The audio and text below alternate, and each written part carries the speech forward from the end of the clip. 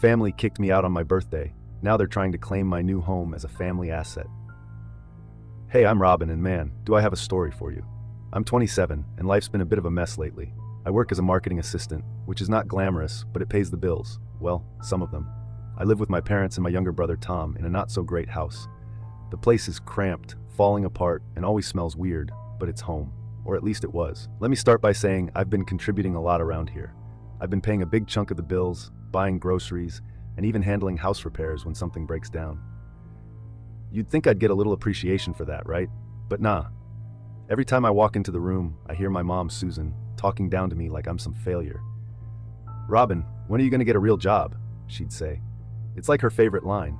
I mean, what does she even mean by real job? I bust my butt at work. Marketing isn't easy. But in her eyes, because I'm not a doctor or a lawyer, it doesn't count. Every time I try to defend myself, it's the same response.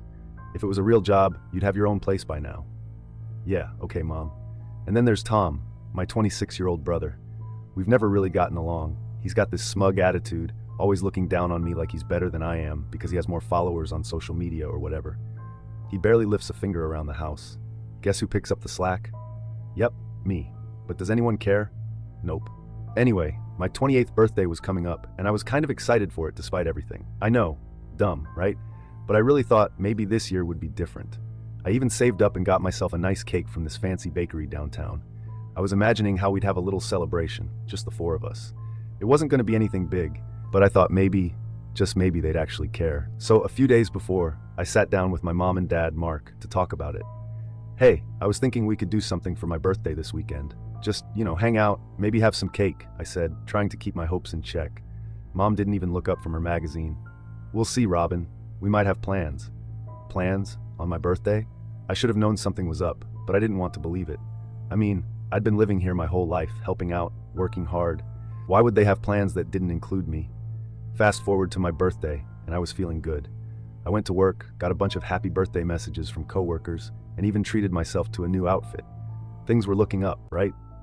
I thought maybe, just maybe, I'd get home and they'd have a little surprise waiting for me. I don't know, a card, a cake, something, anything. But the second I pulled into the driveway, my stomach dropped. My stuff was out on the front lawn. Boxes, bags, my clothes, my books, everything just thrown out there like trash. I jumped out of the car, my heart pounding, and rushed over to the porch. And there they were, my mom, dad, and Tom, just standing there, staring at me. It was like some twisted family meeting or something. My heart was racing, and I couldn't even think straight. "What's going on?" I asked, trying to keep my voice from shaking. Mom stepped forward, her face cold like she didn't care at all. "Robin, it's time for you to move out. You're not welcome here anymore." I stood there, frozen, like I couldn't process what she was saying. Move out? On my birthday? What kind of sick joke was this? I looked at Dad, hoping he'd step in, say something, tell me this was all a misunderstanding. But no, he just stared at the ground, his hands stuffed in his pockets, like he couldn't even look at me. I felt this rush of anger and confusion. But it's my birthday. Where am I supposed to go? My voice cracked, and I hated how desperate I sounded. That's when Tom chimed in, his smirk making me want to scream. "Maybe you should have thought about that before being such a burden all these years." A burden? I was the one paying the bills, buying food, keeping this crappy house from falling apart. How was I the burden? I looked at my mom, hoping, begging, for some kind of explanation. Something that made sense. "It wasn't enough," she said, her voice sharp like a slap. "We need the space, and frankly, you need to grow up." That was it. No empathy, no second chances, just cold indifference. Tears welled up in my eyes, but I refused to let them see me break down. "Can I at least get my things?" I asked, my voice barely above a whisper. "They're all packed," Mom replied, gesturing to the boxes on the lawn like it was no big deal. "You should go now." That was it. Happy birthday to me, right? I started loading the boxes into my car, my hands shaking. It felt surreal, like I was living someone else's nightmare. I wanted to scream, to cry, to ask them how they could be so heartless. But I didn't. I just kept moving, one box after another, trying to hold myself together. As I finished packing up the last of my things, I turned to look at them one last time, hoping, no, praying, that they'd change their minds, that they'd realize how messed up this was. "Why today? Why on my birthday?" I asked, barely able to get the words out. Mom didn't even blink. "Consider it our gift to you, independence." And just like that, I was gone. On what should have been a day of celebration, I found myself driving away from the only home I'd ever known, with no idea where I was headed. I ended up at some cheap motel, the kind with a flickering neon sign out front, spending my birthday alone, surrounded by my hastily packed belongings. I sat there, staring at the ceiling, wondering how the people who were supposed to love me could be so cruel. How could they do this to me, their own daughter, on my birthday? That night, I made a promise to myself. I would never rely on them again. I would pick myself up, no matter how hard it got, because clearly I was on my own now. After that whole birthday fiasco, I felt like I'd been hit by a truck. It wasn't just about getting kicked out, though, yeah, that sucked. It was realizing that the people I thought were supposed to have my back just didn't care. I spent that night in a dingy motel trying to wrap my head around it all, but there was no making sense of it. So the next day, I did the only thing I could think of. I threw myself into work. I mean, what else was I going to do? I couldn't just sit around feeling sorry for myself. I had bills to pay, and now I needed to find a place to live. My boss, Hannah, noticed pretty quickly that something was off. I was at the office at all hours, hunched over my laptop, answering emails like a robot. She's sharp, and it didn't take long for her to pull me aside. It was late, and the office was practically empty when she found me at my desk. "Robin, can we talk?" she asked, leaning on the edge of my cubicle. I looked up, and I must have looked like a mess because she gave me this concerned look. "You're going to work yourself into the ground at this rate. What's going on?" I didn't want to get into it, but the second she asked, it all just came out. I told her everything. She listened, really listened. And when I finished, she sighed and said, "Why didn't you tell me sooner?" Then she made me an offer I never expected. I shrugged, feeling embarrassed. "I mean, you're my boss, not my therapist." But she didn't seem to mind. "Look, Robin, I have a spare room in my place. It's not much, but you're welcome to stay there until you figure things out." I couldn't believe it. I didn't even know how to respond at first. "Are you serious?" I asked, half expecting her to change her mind or say she was just being polite. But she smiled and nodded. "Of course, I know what it's like to be in a tough spot. Don't worry about it." I was so relieved I almost started crying again, but I managed to hold it together. "Thank you," I whispered. "I don't know how to repay you." She waved me off. "Don't even mention it. You've been killing it at work, and I'd hate to see you burn out. Just promise me you'll take care of yourself." And just like that, I had a place to stay. It wasn't home, but it was something. I packed up my stuff from the motel and moved into Hannah's guest room the next day. It was a little small, but it was clean, warm, and quiet, which was all I needed at that point. The first night there, I sat on the bed just trying to process everything.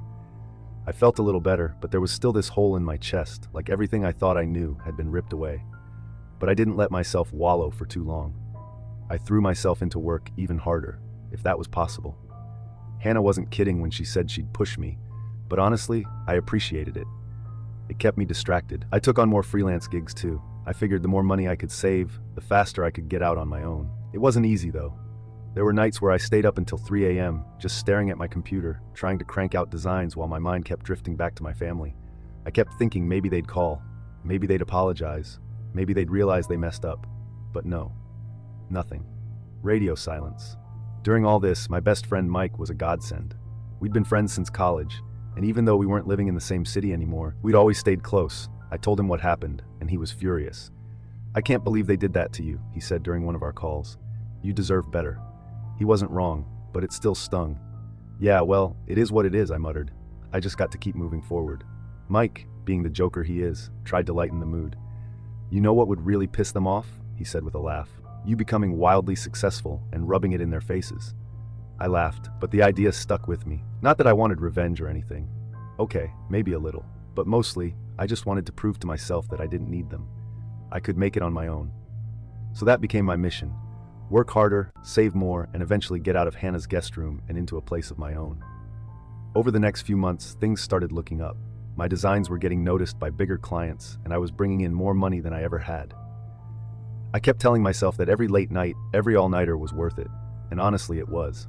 Slowly but surely I was rebuilding my life, one project at a time. I started to feel like maybe I didn't need my family after all. Sure, it hurt, and it probably always would, but I was proving to myself that I could survive without them.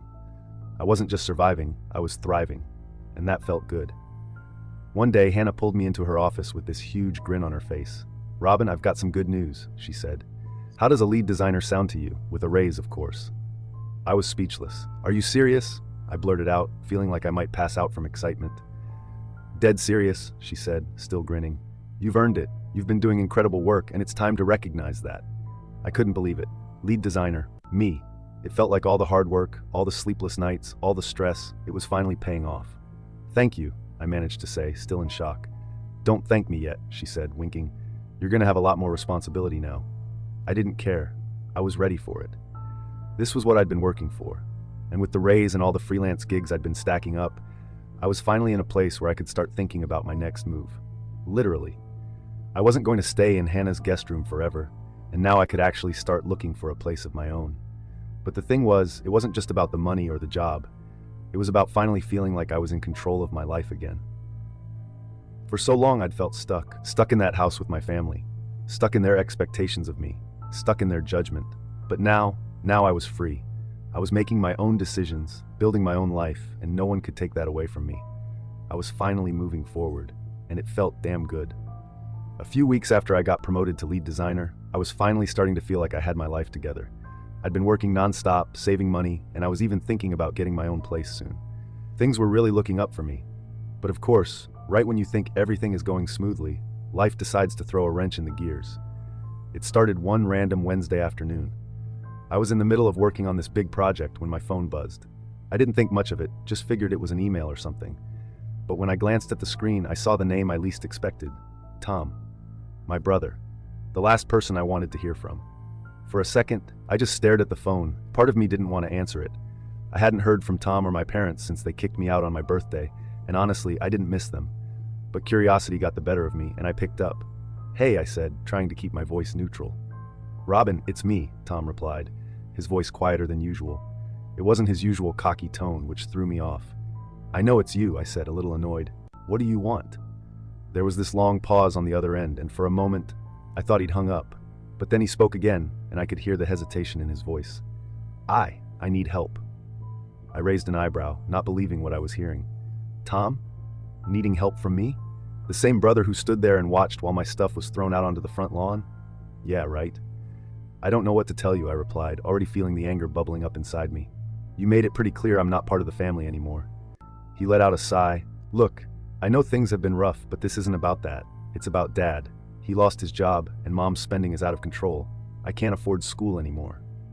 There it was, the real reason for the call. It wasn't about me, or making amends, or even caring about what happened. It was about money. It was always about money. I bit my lip, fighting back the wave of emotions that hit me. Part of me wanted to tell him off, to remind him how they treated me, to hang up and never look back. But another part of me, a small, stupid part, still felt that pull of obligation. They were my family after all, or at least they used to be. "So let me get this straight," I said, my voice sharper than I intended. "You're calling me now after months of silence because you need money?" "It's not just about the money," Tom said quickly. "We're in a bad spot, Robin. You know how Mom is. She's been spending like crazy, and Dad, well, he's not exactly doing great without a job. I don't know what to do." I took a deep breath, trying to keep my cool. "That sounds like a you problem, Tom, not mine." "Come on, Robin, we're family," he said, and I could practically hear the desperation in his voice. It was the first time in years he'd sounded vulnerable, but I wasn't falling for it. "Family?"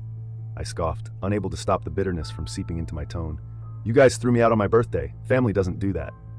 He didn't have an answer for that, just a long pause. And honestly, that silence told me everything I needed to know. "I'm done being your backup plan," I said, my voice firm. "You, Mom, and Dad made it pretty clear where I stand with you all. Don't call me again." Before he could respond, I hung up. My hand was shaking slightly as I set the phone down on my desk. I felt this strange mix of anger, sadness, and relief. It felt good to stand up for myself, to finally put my foot down and say no. But at the same time, it sucked that it had come to this. I sat there for a few minutes, just staring at the wall, trying to process everything. I kept thinking about all the times I'd bent over backward for my family, all the times I'd sacrificed my own happiness for theirs. And where had it gotten me? Homeless. On my birthday. It was time to stop feeling guilty for walking away. They made their choice, and I had made mine. After that call, I threw myself back into work. I didn't want to dwell on it too long because I knew it would just drag me down. So I focused on the project I was working on, trying to push the thoughts of Tom and my parents to the back of my mind. But the thing is, once those thoughts creep in, they're hard to get rid of. That night, as I lay in bed, I kept replaying the conversation over and over in my head. But the next morning, I woke up feeling more determined than ever. I wasn't going to let my family drag me down anymore. I finally saved up enough to buy a really nice apartment, and honestly, it's the best thing that's happened to me. I was in the middle of a project, knee-deep in designs and completely focused. When the doorbell rang, at first, I thought it might be a package or something. I'd been ordering a bunch of stuff for work, so I didn't think twice about it. But when I checked the security camera, I froze. There, Standing on my porch were my parents and Tom. My stomach did this weird flip, and I felt like someone had punched me. They hadn't reached out since that call from Tom weeks ago. I thought we were done. So why the hell were they here? I took a deep breath, trying to calm myself before opening the door. My mind was racing with all the possible reasons they could be standing there. Maybe they were here to apologize, or maybe they just needed something else. Honestly, I didn't know which would be worse. When I opened the door, my mom, Susan, didn't even wait for me to say anything. She pushed past me like she owned the place, her eyes scanning my living room like she was appraising it. "Wow, Robin, you've really done well for yourself," she said, this weird smile on her face, the kind that wasn't really a smile at all. I just stood there, stunned. Tom followed her in, looking uncomfortable, while my dad, Mark, shuffled in last, his hands stuffed in his pockets like he had no idea what to do with himself. "What are you guys doing here?" I asked, trying to keep my voice steady. My heart was pounding, and I could feel this tension building up inside me. I knew this wasn't going to be a good conversation, but I was hoping, maybe, just maybe, I was wrong. Mom turned around, that fake smile still plastered on her face. "We're here to talk about living arrangements." I blinked, confused. "What?" Dad cleared his throat, and for the first time since they had arrived, he spoke. "We think it's time for the family to be back together." I almost laughed. It was so absurd, so ridiculous, that for a second, I thought they were joking. "You're joking, right?" I asked, my voice dripping with disbelief. Mom's smile faded, and she crossed her arms, looking at me like I was the one being unreasonable. "No, Robin. We've talked it over, and we think it's time we all live together again as a family." I stared at her, speechless. This had to be some kind of prank. After everything that's happened? After you kicked me out on my birthday, and now you want to move in with me? Tom, who had been silent until now, chimed in with his usual smug tone. "Come on, Robin. Don't be so dramatic. That's all in the past." I felt my blood boil. "All in the past? You guys threw me out on my birthday. You left me with nowhere to go, no support, nothing. And now you want to just waltz back into my life like nothing happened?" Mom's expression hardened. "We gave you the push you needed," she said, her voice cold. "And look how well you've done because of it. You should be thanking us." I couldn't believe what I was hearing. They were trying to take credit for my success, for everything I'd worked my ass off for. "So what?" I scoffed. "You think you can just show up, claim credit for my hard work, and what? Move in here? This is my home, not yours." Dad, trying to play the peacemaker, stepped forward. "Robin, be reasonable. We're struggling right now. You have all this space, and we thought it'd be nice to be together again." I shook my head, my frustration building with every word they said. "You're only here because you need something. You didn't care about me when I was struggling, and now you expect me to help you? That's not how this works." Mom's face twisted with anger. "We're your family, Robin. We sacrificed for you. Everything you have is because of us." I couldn't hold back anymore. "Sacrificed? What exactly did you sacrifice, Mom?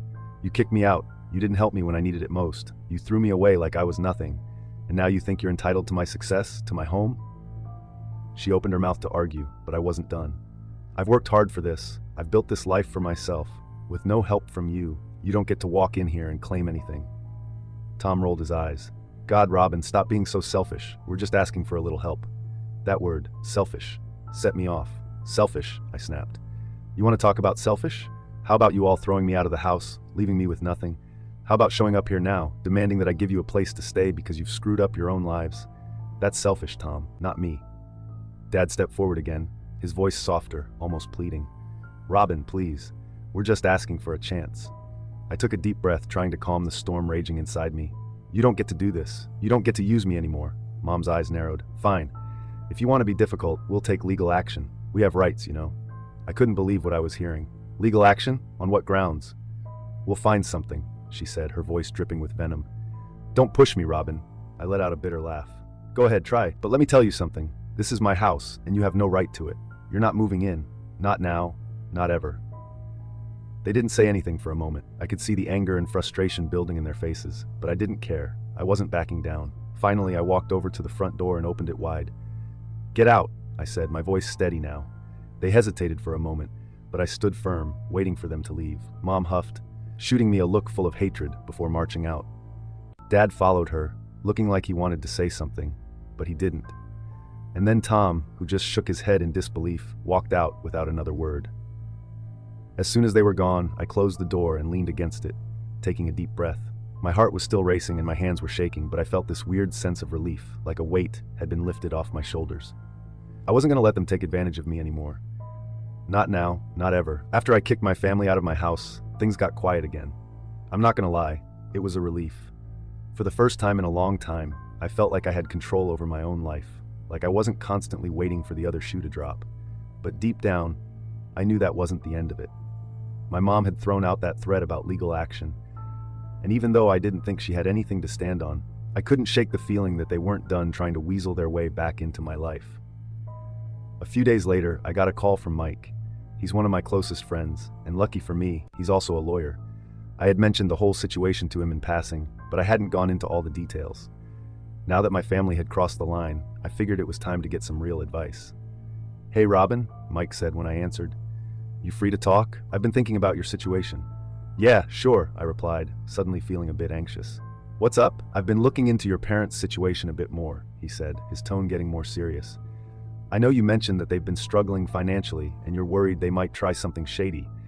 Well, I did some digging, and it turns out they're in deeper trouble than you thought." My heart sank. I didn't want to hear this, but I knew I needed to. "What do you mean?" I asked. "There's a history of financial issues, Robin. Tax problems, debt. It's not just that your dad lost his job and your mom's been overspending. They've been digging themselves into a hole for years. And now that you've made it clear they can't rely on you, they're getting desperate." I sat there, processing what Mike was saying. My mind flashed back to my mom's smug threats, her talking about legal action, her entitlement to what I'd worked for. It made sense now. This wasn't just about needing help. They were trying to find a way out of their own mess, and they saw me as their way out. "So what do I do?" I asked, feeling the familiar weight of stress settling on my shoulders. Mike was quiet for a second before answering. "Well, first off, you need to protect yourself. They might not have much of a case to try and take anything from you, but people do stupid things when they're desperate. We should file for a restraining order to make sure they can't harass you anymore. You've got enough evidence of their behavior, the threats, them showing up at your house. It's time to take some legal steps." A restraining order. That sounded extreme, but at the same time, I knew it was the right move. My family had already shown they didn't respect my boundaries, and if they were desperate enough to keep pushing, I needed to protect myself. "I'll do it," I said, feeling a sense of resolve. "Let's file the restraining order." Mike talked me through the process, and within a few days, we had everything in motion. It wasn't just about stopping them from coming to my house. It was about finally drawing the line. I wasn't going to let them drag me into their mess. I had worked too hard to get to where I was, and I wasn't about to let their issues derail my progress. As all of this was happening, I noticed something strange. I started getting weird messages from mutual acquaintances, people who knew my family but hadn't been in touch for a while. They were vague at first, but then it became clear. My parents were spreading lies about me. Apparently, I had abandoned them when they needed me most. I was selfish and ungrateful for not helping out after everything they had done for me. It was laughable, really. The same people who kicked me out on my birthday were now trying to play the victim card. I couldn't believe it, but at the same time, it pissed me off. I had worked so hard to rebuild my life, and now they were trying to tear it down by turning people against me. I called Mike again, letting him know about the rumors. "What should I do?" I asked, frustration clear in my voice. "Honestly, don't engage with it," he said. "These people don't know the full story, and your parents are banking on the fact that you'll get defensive and try to explain yourself. Don't give them that satisfaction. We'll handle this in court if it gets that far. And trust me, you've got nothing to worry about."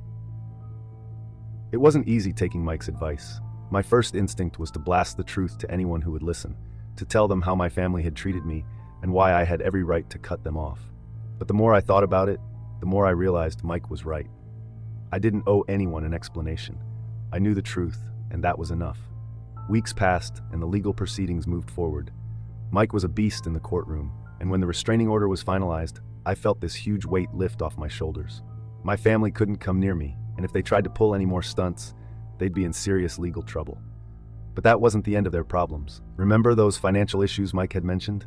Well, it turns out they were worse than we thought. After some more digging, Mike found out that my parents had been dodging taxes for years. They'd been hiding money, falsifying documents, and now the IRS was on their tail. It was almost poetic, watching the mess they had made for themselves unravel right in front of them. As much as I wanted to feel bad for them, I couldn't. They had brought this on themselves. They had made their choices, and now they had to deal with the consequences. I wasn't going to be their savior anymore. One day, after everything had settled down, I sat in my living room, staring out the window and thinking about everything that had happened. It was strange, feeling this sense of closure. I had spent so long feeling trapped by my family's expectations, by their manipulation and guilt trips. And now, for the first time, I felt free. Mike called later that night to check in. "How are you holding up?" he asked. "I'm good," I said, and for the first time, I actually meant it. "It's been a crazy ride, but I'm good." "You did the right thing, Robin," Mike said. "They made their choices, and you made yours.